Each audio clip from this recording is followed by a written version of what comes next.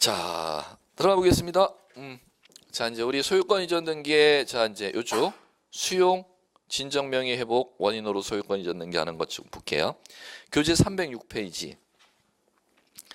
진정 명의 회복 소유권 이전 등기 이렇게 나오죠. 자, 이제 요거는 무슨 얘기인지 이제 볼게요. 이 지금 다른 등기들은 다 법률에 나오는 건데 요거는 법률에 없습니다. 아예 법률에 존재하지 않고 등기 예규하고 판례에 나오는 등기 방법입니다. 법의 공백을 메꾸기 위한 하위 법령이 등기 예규인데, 자 이제 볼게요. 소유권이 지금 앞으로 소유권 보존 등기가 이렇게 등기돼 있다 가정하고, 자 그런데 이 소유권이 타인에게로 이렇게 소유권이 일정한 사유로 소유권이 넘어갔습니다. 소유권 이전이 되었고 매매. 소유자 을. 자, 한 번 더 넘어가 볼게요.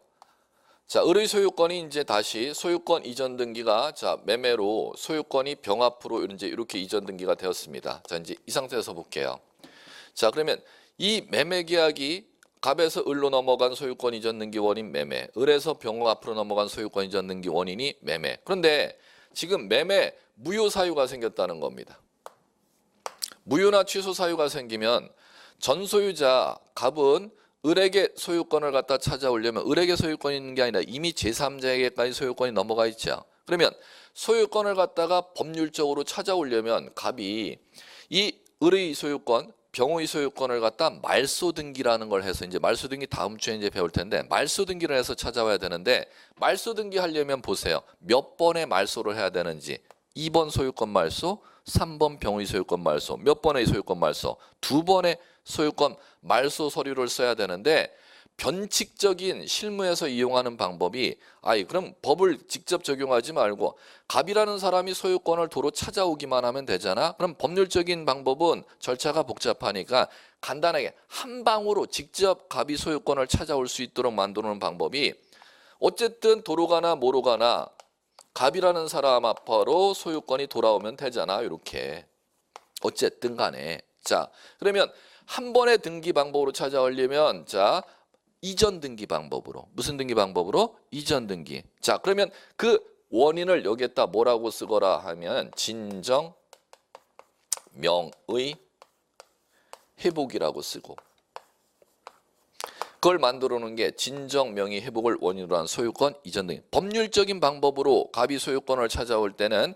말소를 해서 도로 찾아오는데 법률적인 방법을 이용하지 않냐고 실무상 변칙적인 등기 방법을 만들어 놓은 게 진정 명의 회복을 원인으로 한 소유권 이전 등기다. 이제 이렇게 부르는 겁니다. 자 이제 요거 용어 감만 잡으시면 간단합니다. 몇 개만 잡으시면 되는데, 자 이제 여러분들 306페이지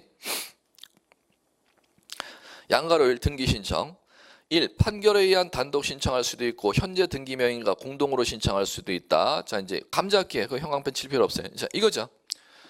갑이 자 병에게 진정명의 회복을 원인한 소유권 이전 등기하게 좀 협력 좀 해줘. 병이 협력을 해주면 공동 신청하는 것이고 병이 협력을 해주지 아니하면 병을 상대로 자기가 진정한 소유자라는 소송을 제기해서 승소 판결 받으면 갑이 단독으로 신청할 수 있어. 이제 이렇게 용어 이해하시면 돼요. 자 그다음에 자 이제 그다음에 이제 보시는 게 거기에 동그라미 2번 등기 원인 이렇게 나오죠. 그걸 시험에서 잘 냅니다. 그건 형광펜 지시고 키워드를 잡으셔야 돼요.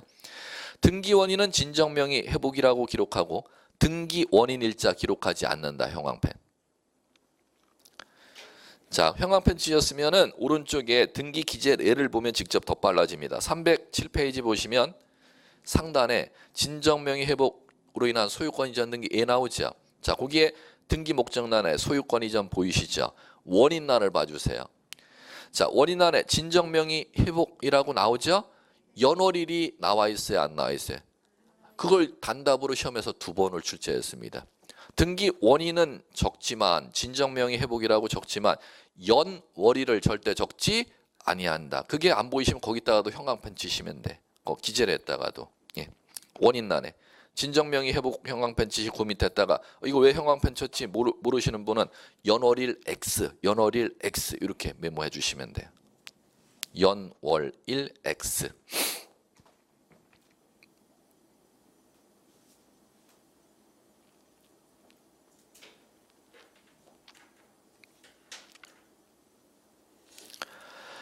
자, 이제 그다음에 이제 307페이지 하단에 5 합의에 관한 등기 보이십니까? 자, 이제 그쪽. 자, 이제 합의에 관한 등기는 자, 뭘부터 하고 하느냐면 그거부터 하기 전에 뒤로 가셔서 어디로 가시느냐? 314페이지. 314. 자, 요거요. 요거. 자, 우리 이제 마무리 하나 남아 있어요. 진정 명의 회복을 원인으로 한 소유권 이전 등기 했으니까 이제 요거 수용 원인으로 한 소유권 이전 등기하면 소유권 이전 등기가 다 마무리됩니다. 자, 이제 314페이지 보시면 수용 원인으로 한 소유권 이전 등기죠. 자, 이제 그거는 자, 의 먼저 볼게요. 토지 수용이란 특정한 공익 사업을 위하여 법률이 정하는 바에 의하여 소유권을 강제적으로 취득하는 것. 기업자가 재결 후, 재결이라는 건 수용위원회의 강제 수용 결정을 재결이라고 부릅니다. 자, 그러면 공법에서 수용은 협의 수용 원칙이죠. 협의가 안 되면 관할 토지 수용위원회가 강제 수용 결정을 내리는 걸 재결 이렇게 이제 읽어 나가시면 됩니다. 재결 후 수용 시기까지 보상금 지급 또는 공탁함으로써 그 권리를 원시 취득한다. 자, 법률 용어는 원시 취득 키워드 필요합니다. 원시 취득. 그 키워드가 왜 필요한지는 이제 조금 이따 설명드리기로 하고 시험에서. 자, 양가로 2번 토지 수용으로 인한 소유권 이전 등기 신청. 거기서 형광펜이 필요해요. 1. 토지 수용으로 인한 소유권 이전 등기 신청은 기업자인 등기 권리자만으로 형광펜. 등기 권리자만으로. 자, 그러면 그게 왜 중요한지를 말씀드릴게요. 고개 들어보자. 등기법 잘게 안 나는 게 아니라 이 전체를 소유권 이전 등기 전체를 갖다 옛날에는 이제 단행적으로 옛날 출제 트렌드는 매매 소유권 이전 등기 설명 맞는 거 틀리는 거 상속 소유권 이전 등기 맞는 거 틀리는 거 이런 식으로 출제했는데 요새 트렌드는 그렇게 한 번도 난 적이 없어. 소유권 이전 등기 설명이다 다음 틀린 것은 그러면 소유권 이전 등기 개별 지문을 이거를 전부 공부해야 한 문제를 맞출 수 있도록 이렇게 시험 출제한다는 거예요. 예전보다 출제 이쪽은 난이도가 많이 높아졌다는 거죠. 그전에는 단답으로 다음 상속에 따른 소유권 이전 등기 설명이다. 틀린 것은 하면 하나만 배우면 맞출 수 있긴 하는데 요새는 소유권 이전 등기 설명한 겁니다. 틀린 건 해놓고 이거로 내고 지문을 이거로 내고 이런 식으로 출제를 한다는 겁니다. 출제 이제 트렌드가. 자, 그럼 보시면은 소유권 이전 등기에 있어서 이제 보시면 등기 개시 측면에서 이제 출제 트렌드를 이제 아셔야 돼요. 등기 절차 총론에서 등기는 신청한다면 권리자와 의무자가 신청하는 걸 공동신청 이렇게 부르지 않습니까? 자, 그러면 소유권 이전 등기 권리자 의무자가 일단 공동신청인데 공동으로 신청 안 하고 단독 신청이 적용되는 사유가 무엇인지를 찾는 트렌드 문제를 갖다가 이제 여러분들 꼭 아셔야 돼. 이건 뭐 항상 물으니까. 자, 그럼 보세요. 소유권 이전 등기 이거부터 해볼게요. 매매 증여 교환은 다 이거 의무자와 권리자가 있기 때문에 공동 신청이 적용되죠. 자, 그러면 이쪽 상속은 잡았네. 요거 하나. 단독 신청하는 사유. 상속은 누구만으로 단독 신청? 권리자만으로 단독 신청. 그다음에 유증 이거 조심하시라 그랬죠. 유언자가 사망했으니까 단독 신청 이렇게 착각한다는 겁니다. 절대 아님. 요거 건너뛰어야 돼. 자, 그다음에 수용 지금 배우셨잖아요. 이렇게 두 개. 그러면 소유권 이전 등기 시험에서 나는 사유 중 단독 신청 적용되는 거 큰 트렌드로 이제 시험 문제 준비할 때는 이 두 가지를 잡으셔야 돼요. 상속 원인으로 한 소유권 이전 등기와 수용 원인으로 한 소유권 이전 등기. 진정 명의 회복은 공동 신청 적용됩니다. 그러면 두 가지밖에 없다는 거죠. 요거하고 요거 여러분들이 꼭 잡으셔야 돼. 시험에서. 자, 됐습니다. 자, 이제 그다음에 이제 밑으로 가시면 314페이지 하단에 4. 수용으로 인한 말소 등기 이렇게 나오죠. 자, 그 옆에다가 이제 쓰셔야 돼. 자, 필기구 준비하시고 원시 취득이니까 이렇게 쓰셔야 돼요. 원시 취득이니까. 잘 냅니다. 이것도 단일 주제로. 자, 이제 고개 들어보세요. 이게 무슨 얘기냐? 소유권을 갖다가 원시 취득하느냐 승계 취득하느냐는 어떤 차이가 있냐. 원시 취득이라는 것을 하게 되면 부담을 승계 안 한다는 거죠. 그러면 승계 취득은 이을승자 이을계자니까 부담을 갖다가 소유권을 가져오는 사람이 부담도 같이 가져온다는 걸 승계 취득이라고 하는 겁니다. 그러면 수용이 의해서 이제 봤을 때 원시 취득이라고 돼 있죠. 자, 그럼 그 얘기는 자, 고개 들어보세요. 갑의 소유권을 을이 매매로 가져오면 전소유자의 소유권만 을이 가져온다. 전소유자의 소유권에 이제 남아있는 가압류, 가처분, 근저당, 전세, 그걸 부담이다 이렇게 부릅니다. 부담을 같이 가져간다.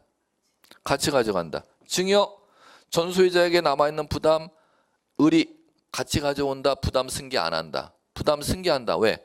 이게 다 소유권 이전 등기가 승계 취득이니까 그렇습니다. 그 다음에 해볼게요. 상속받으면 갑이 사망했어요. 상속받아서 소유권 이전 등기하죠. 그러면 돌아가신 아버님의 남아있던 가압류, 채권, 근저당 그거 승계해간다. 상속인이 승계 안 해간다. 승계, 이게 승계해간다가 승계 취득이야. 그런데 보세요. 수용은 을이 갑의 토지를 보상금 지급하고 수용하죠. 그럼 수용한다 하더라도 등기만, 문의만 이전 등기일 뿐 원시 취득이라는 겁니다. 무슨 얘기인지 아시겠어요? 그러면 이 보상금 받은 갑의 토지를 수용사업자 을이 소유권 이전 등기, 문의만 이전 등기해 갈 뿐 원시 취득이기 때문에 이 갑의 토지에 남아있던 가압류나 근저당권이나 저당권이나 전세권이나 가처분이나 소송 걸려있는 내용이나 그걸 수용사업자 을이 승계해감, 승계 안 해감, 승계 안 해가죠. 그럼 승계 안 해가는 권리는 말소를 해야 되는데 그 말소를 누가 하는지를 시험에서 단답으로 시험에서 묻습니다. 원리를 알고 나면 그 승계 안 해가는 권리 말소는 등기관이라는 공무원이 직권으로 말소하도록 돼 있어요. 누가 말소한대요? 등기관이 직권 말소.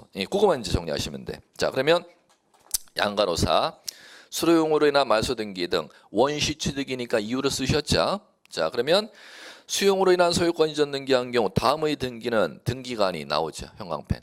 등기관이 직권 말소하여야 한다. 형광펜.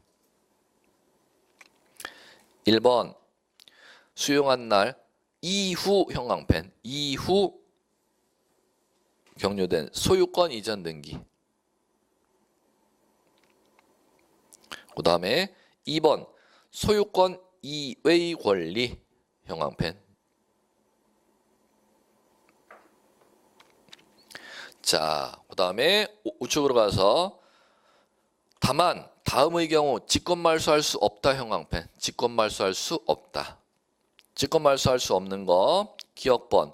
그 부동산을 위해 존재하는 지역권. 형광펜. 니은번 수용위원회 재결. 형광펜. 재결. 수용위원회에서 이 토지의 가압류라는 부담은 이거 승계해도 상관이 없다고 관할 토지 수용위원회가 결정 내려주는 걸 재결이라고 하는 겁니다. 재결로 존속이 인정된 권리. 3번은 정리하지 마세요. 자, 그러면은 자 밑에 보세요. 이 시험이 만만하게 나나. 밑에 24의 문제 한번 맛배기로. 토지 수용으로 인한 소유권 이전 등기하는 경우 그 토지에 있던 다음 등기 중 등기관이 직권으로 말소할 수 없는 것은 이렇게 물었습니다. 자, 수용 개시일, 수용한 날이 2013년 4월 1일이래죠. 자, 그러면은 1번 보세요. 자, 2013년 2월 1일. 자, 상속이 생겼죠? 그러면 사망한 날짜가 수용한 날 이전인지 이후인지 먼저 변별하셔야지. 사망한 날짜가. 수용한 날 4월 1일 이전이잖아. 2월 1일이면. 그러면 소유권 이전 등기 했다 하더라도 직권 말소 한다? 안 한다? 안 한다. 안 한다. 왜? 상속이 발생한 날이 수용한 날 4월 1일 이전이잖아요. 그럼 직권 말소할 수 없는 것은 1번 정답 막바로 나오죠. 그럼 2번서부터 볼까? 2번 왜 직권 말소하는지. 자, 매매 원인으로 소유권 이전 등기 언제 했어요? 5월 7일이죠? 그럼 5월 7일이면 수용 개시일 4월 1일 이후에 격려된 소유권 이전 등기니까 직권 말소하지. 그 다음에 3번 근저당 보이세요? 근저당은 소유권 외의 권리는 수용한 날 4월 1일 기준 안 봐도 되죠. 수용한 날 전이건 수용한 날 이후이건 4월 1일 이전이건 이후건 상관이 없어. 무조건 직권 말소야. 그 다음에 4번 보세요. 전세권이라고 나오니까 거기에 날짜 안 따져도 되죠. 소유권 외의 권리는 지역권 빼놓고는 전부 다 직권 말소하니까 4번도 직권 말소의 대상. 자, 이렇게 보시는 겁니다. 그 다음에 5번 마찬가지죠. 가등기 해놨죠. 가등기 날짜가 5월 9일이면 수용한 날 4월 1일 이후이니까 직권 말소의 대상으로 가는 거죠. 이렇게 이제 보시면 돼요. 자, 그다음에 자, 이제 이렇게 보셨으면은 자, 앞으로 오셔서 앞으로 어디로 오시느냐? 307페이지. 하단에 합유에 관한 등기. 자, 이제 이렇게 나와 있습니다. 자, 이제 요거는 그 공간 넓으니까 정리만 하시면 되는데 딱 정리할 거 하나밖에 없어요.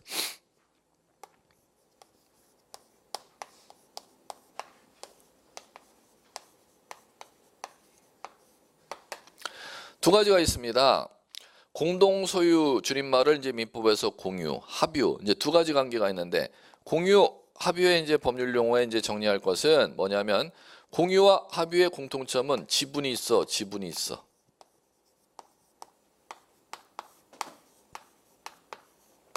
요거 정리할 거. 자, 그럼 민법상 공동소유 관계 중 지분이 있어가 무엇과 무엇이 지분이 있어 이거를 먼저 꼭 아셔야 된다는 겁니다. 무엇과 무엇이 지분이 있어 공유도 지분이 있고 합유도 지분이 있어. 그러면 시험에서 뭐를 내느냐? 자, 요거 지분이 있으면 등기부에 지분 이거 등기해야죠. 자, 그러면 합유 지분 있죠? 합유 지분 등기를 못해. 한 번, 못해. 두 번, 못해. 세 번. 출제한 문제. 그치? 이거만 하면. 자, 말씀드릴게요. 이건 지분 왜 등기할 수 있죠? 처분할 수 있으니까 등기할 수 있는 거지. 그러면 합유 지분 왜 있는데 등기 못하지요? 못하지. 이걸 시험에서 주구장창 계속 반복해서 이것만 출제할까요? 이렇게 물으면 이건 지분이 있음에도 불구하고 그 공동사업 목적이 끝나기 전까지는 지분을 처분할 수 없도록 민법에 규정되어 있으니까 이건 내 몫이 있어도 그 사업이 끝나기 전까지는 합의자 간에 지분을 처분할 수 없도록 되어 있으니까 지분 양도가 불가능한 거 아니야? 그럼 지분 양도를 할 수 있어야 그 지분을 등기하지. 그럼 양도를 못하니까 지분이 있어도 등기할 필요가 없다. 이것만 변별력만 있으시면 돼요. 예. 공유는 지분이 있으면 그 지분을 등기 양도할 수 있으니까 등기할 수 있지만 합유는 지분이 있어도 처분할 수 없는 지분이기 때문에 등기할 수 없다. 이것만 꼭 변별력만 있으시면 됩니다. 자, 됐고요. 하나 더. 시험에 하나 더 나오는구나. 공유지분 요거 등기하면은 자 공유자 간에 자 민법의 공유 파트 배웠으니까 공유 지분을 갖다가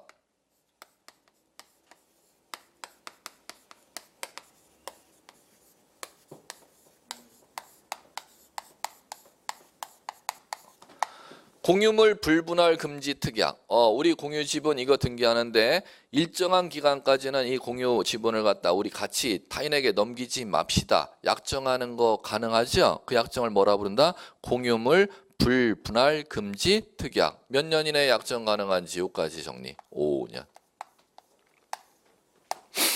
자, 시험에서는 이제 요 정도 수준을 갖다가 여러분들이 정리하시면 될 겁니다. 자, 이제 됐고요. 자, 이제 그 다음에 보시는 게 309페이지 볼까요? 309페이지 환매권에 관한 등기. 환매권에 관한 등기는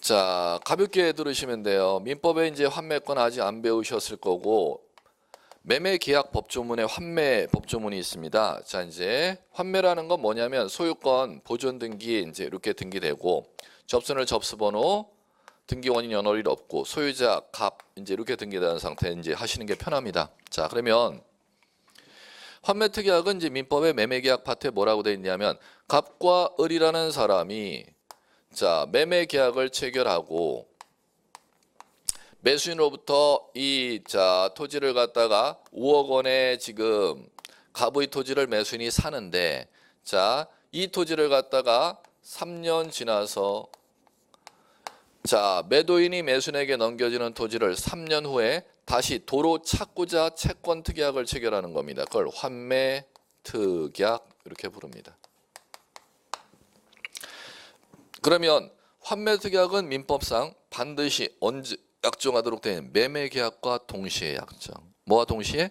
매매계약과 동시에. 이제 갔죠? 민법 법조문에 갑이 을에게 매매계약 5억으로 매매계약했는데 자 일주일 지나서 5억으로 파는 거 아까워. 나중에 내가 돈 마련되면은 지금 돈이 없어서 당장 이거 땅을 팔아서 지금 자금을 마련하는데 나중에 내가 5억 마련해갖고 너한테 가면은 땅 도로 너 나한테 다시 줄래? 그러니까 응 알았어. 그렇게 된다는 겁니다. 그러면 도로 찾기로 하는 약정이 매매계약 체결하고 약정하면 환매특약이 돼버리는 거죠. 일주일 후에 그 약정을 을이 받아줬을 때는 그걸 재매매라고 부르는 겁니다. 그러면 재매매와 환매 차이점은 시점의 차이점이라는 거죠. 매매계약 체결 시 도로 찾기로 갑이 약정을 받았으면 환매라고 부르는 것이고 매매계약 체결한 그 날짜 이후 그 다음 날 이후 날짜서부터 도로 찾기로 약정을 체결했으면 그걸 뭐라 부른다? 재매매. 재매매와 환매 차이점은 어떤 차이점인지 민법상 구분. 시점의 차이다. 매매계약 체결과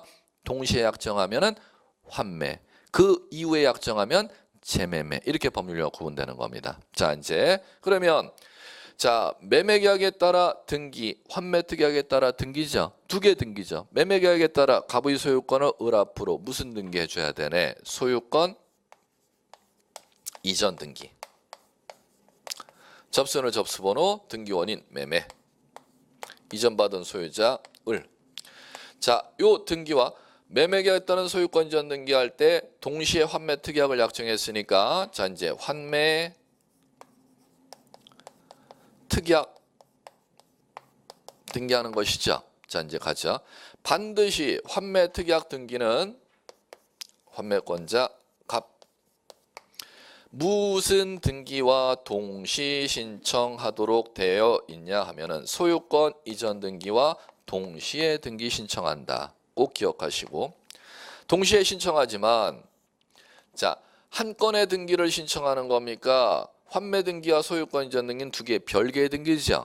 별개 등기니까 신청은 동시에 하지만 신청서는 따로 별개로 두 개 등기 같이 신청하되 신청서를 하나를 써서 내거라 두 개의 신청서를 써서 내거라 두 개의 신청서를 같이 써서 내도록 돼 있다는 겁니다. 이거 용어 변별하는 게 첫 번째 시험 문제입니다. 자, 두 번째. 자, 두 번째는 요 등기하게 된다면은 소유권 이전 등기 자, 2번 이렇게 등기하죠. 자, 그러고 환매특약 등기는 요 등기와 동시에 들어왔으니까 3번이 아니라 서류 같이 들어왔으니까 2번하고 같은 순위로 등기해 줘야 될 거 아니에요. 같은 순위로 등기하려면 이렇게 해 줘야지. 이렇게 해 줘야 될 거 아니야? 자, 그러면 2-1로 3번으로 등기하는 걸 주등기 이렇게 부르고 2-1로 등기하는 걸 우리 뭐라고 불렀다? 이렇게 이제 하면 되지.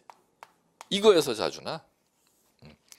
환매특약 등기는 반드시 소유권 이전 등기 무슨 등기로? 부기 등기로. 자, 마무리 끝내볼게요. 환매특약 요거 등기했죠. 자, 이제 여기서 마무리.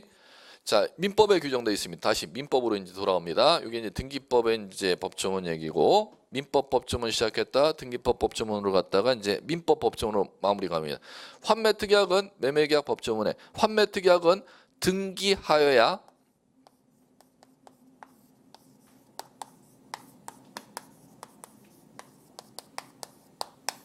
누구에게 효력이 있대요? 제3자에게 효력이 있대요. 환매특약은 등기하면 누구예요? 제3자. 오, 그럼 그 얘기는 뭔 얘기야?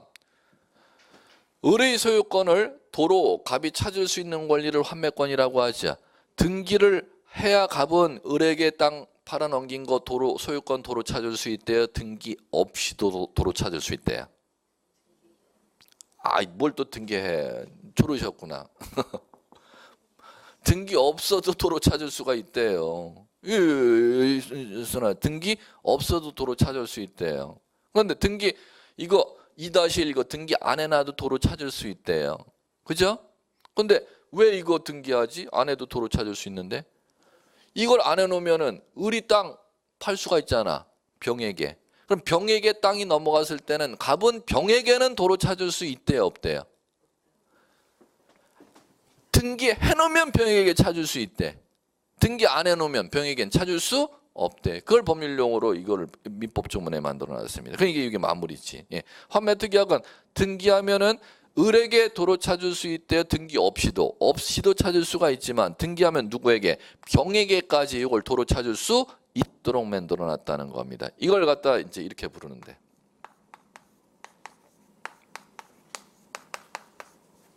뭐라 부른대요? 대항력이 생긴다. 이렇게 부르는 겁니다. 대항력이 생긴다. 그래. 환매특약 시험 나오는 건 아예 정해져 있어요. 포메이션이. 요 정도. 자, 환매특약은 매매계약과 동시에 두 번째, 신청할 때는 무슨 등기와 동시에 신청? 소유권 이전.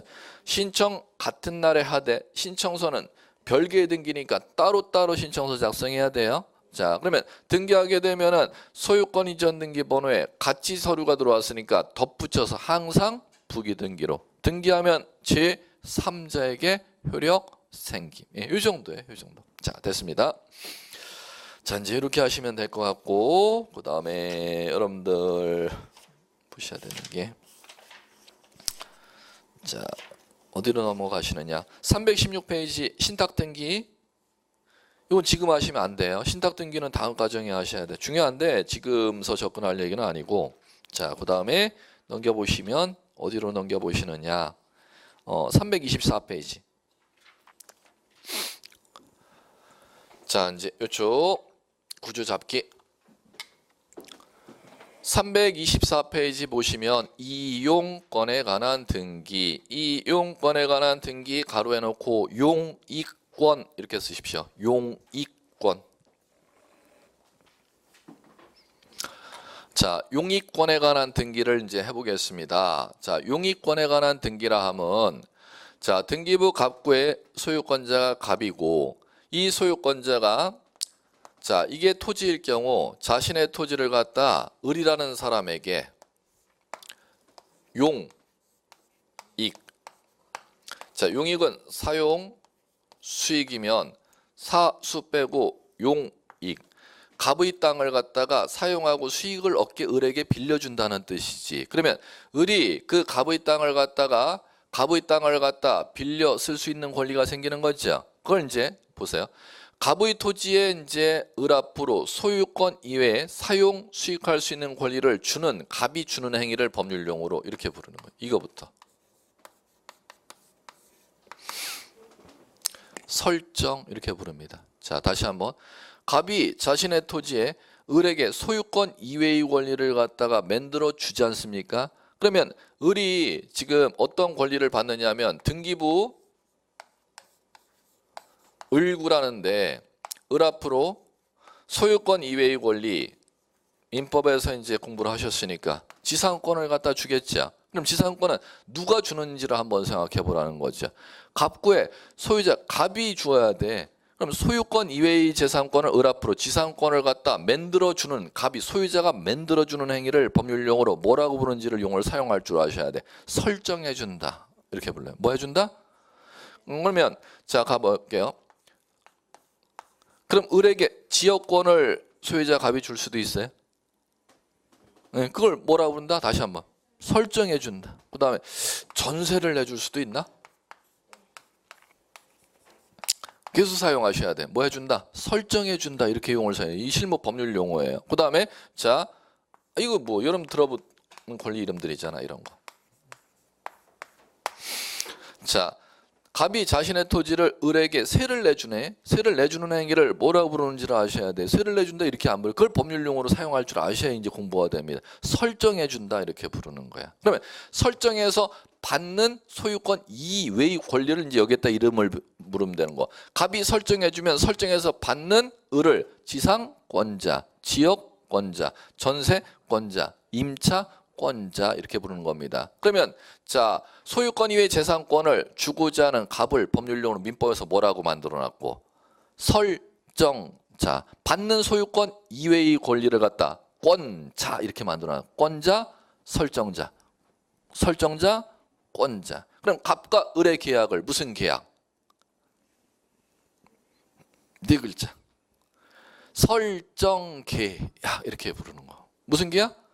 그러면 갑과 을의 모든 계약이 다 이제 계약서에 무슨 계약? 계약서에 제일 상단에 머릿말에 뭐라고 표시되어 있다? 설정계약 이렇게 표시되는 겁니다. 그럼 설정계약의 갑 쪽, 소유자 쪽을 설정자, 을 쪽을 권자 이렇게 부르는 겁니다. 그러면 소유권 이외의 권리 창설시키는 이 법률용어가 다리가 돼야 됩니다.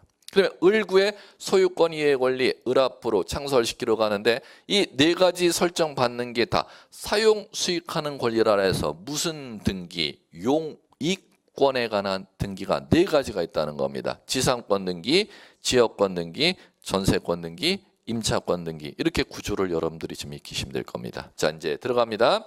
자 그럼 이 네 가지는 다 을 앞으로 등기하는 거죠.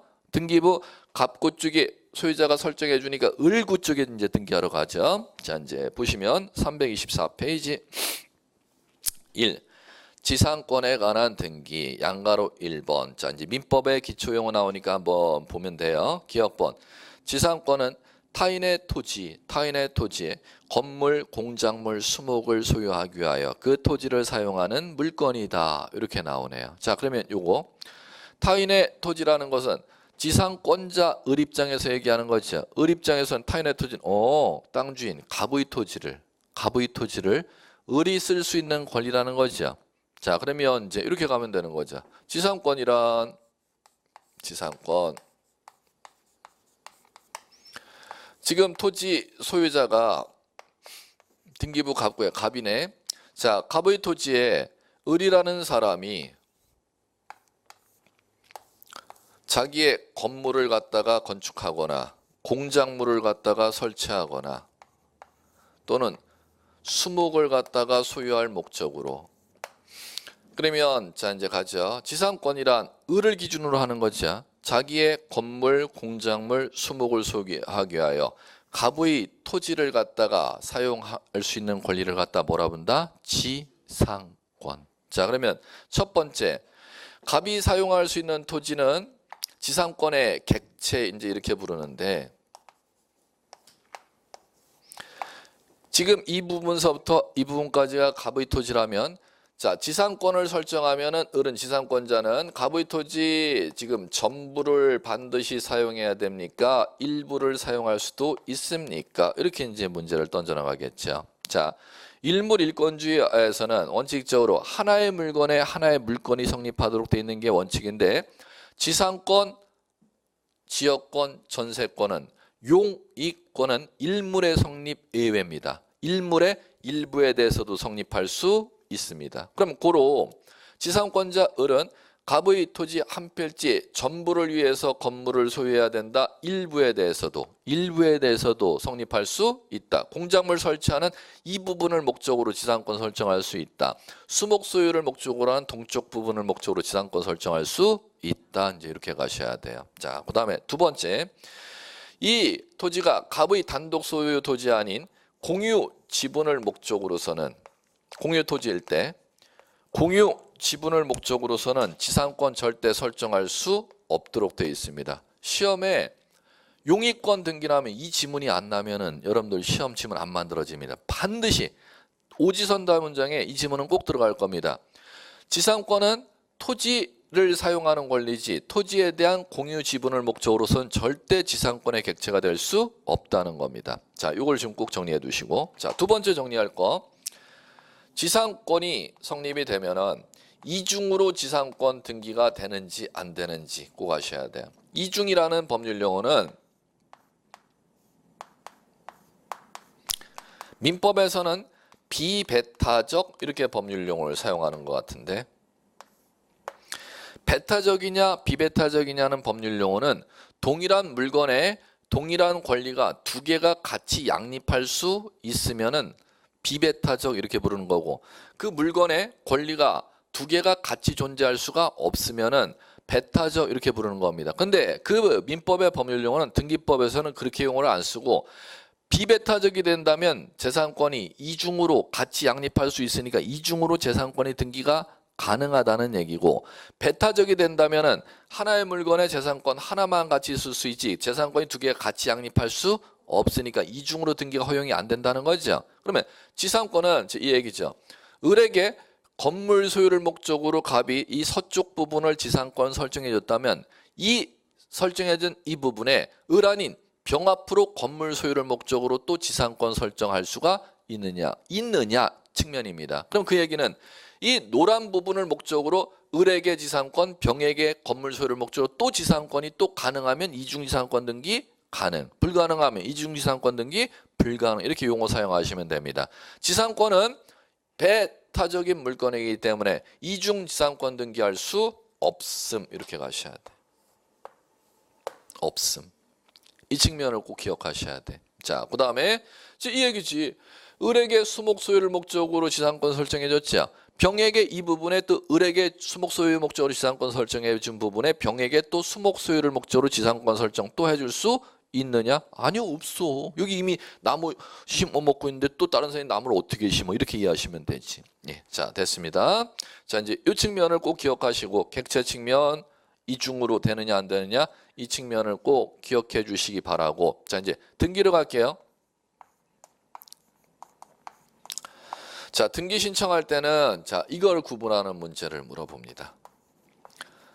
등기 신청할 때 신청 정보의 필요적 정보와 임의적 정보 구분하는 문제. 반드시 적어야 되는 정보를 제공해야 되는 걸 필요적.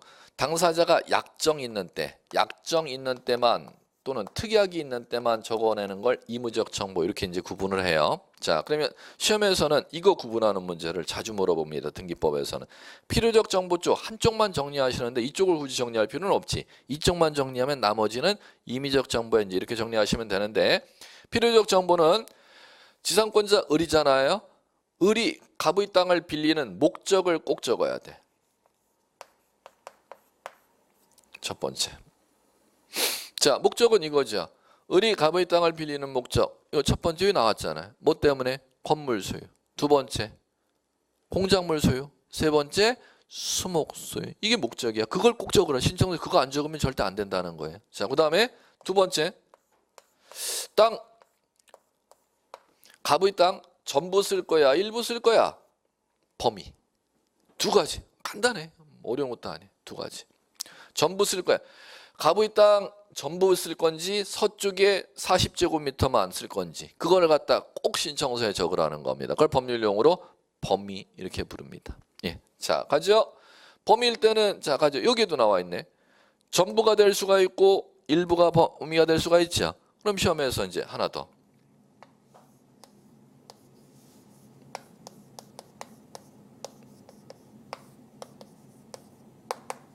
이걸 꼭 물어요.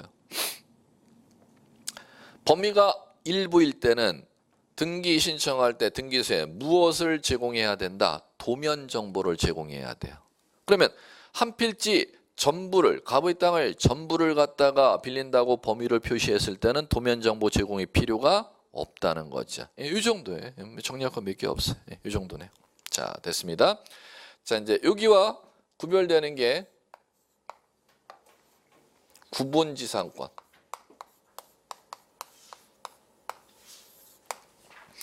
구분지상권은 일반지상권하고 차이만 이제 여러분들이 변별할 줄 아시면 되는데, 일반지상권하고 이제 차이점은 어떤 차이점이 있냐? 첫 번째,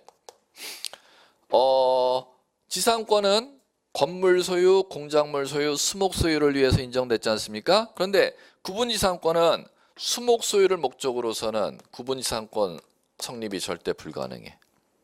자, 지상권은 건물, 공작물, 수목 소유를 위해서 인정되지만 구분지상권은 뭐 소유를 위해서는 인정이 안 된다? 수목 소유.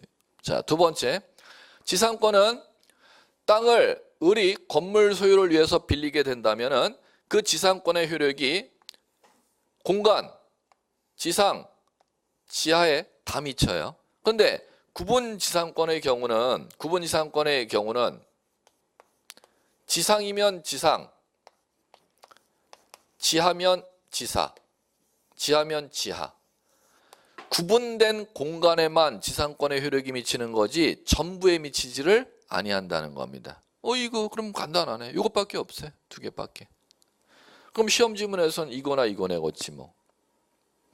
그 다음에 하나 더 가요. 심화까지 갈까? 구분지상권에 있어서는 일반 지상권에서는 일부를 빌리고자 할 때 도면정보 제공 필요했죠. 구분지상권은 도면정보 일부를 땅속에 10m에서 20m까지 일부를 빌린다 하더라도 절대 도면 정보 제공이 필요가 없습니다. 일반 이상권 같은 경우는 도면 정보 일부 동쪽의 일부 서쪽의 일부를 비린다 할 때는 그 도면을 제공해서 그 도면에 따라 도면 서쪽의 어느 부분을 갖다 건물 소유를 위해서 빌려주는지를 도면에 표시해야 그 정보를 제공해야 됐죠. 그런데 구분 이상권은 그게 절대 필요가 없다는 겁니다. 왜 그런 거 하니? 이 실무 얘기는 무엇 때문에 그린 거 하니? 우리나라 도면에는 땅 속의 내용이 땅 위의 공간에 전선줄이 지나가는 것, 땅 속에 전기시설이 지나가는 내용이 표시가 도면에 되어 있다, 도면에 표시가 안 되어 있다. 도면에 표시가 되어 있지 아니하기 때문에 구분 이상권 등기에 있어서는 어떤 경우도 도면 정보 제공이 필요가 없도록 되어 있습니다. 이 정도네요. 자, 됐고요. 자, 이제 그다음에 이제 보셔야 될 게 여러분들 두 번째 327페이지 지역권에 관한 등기 나오네요. 여기서부터 잠깐 쉬자.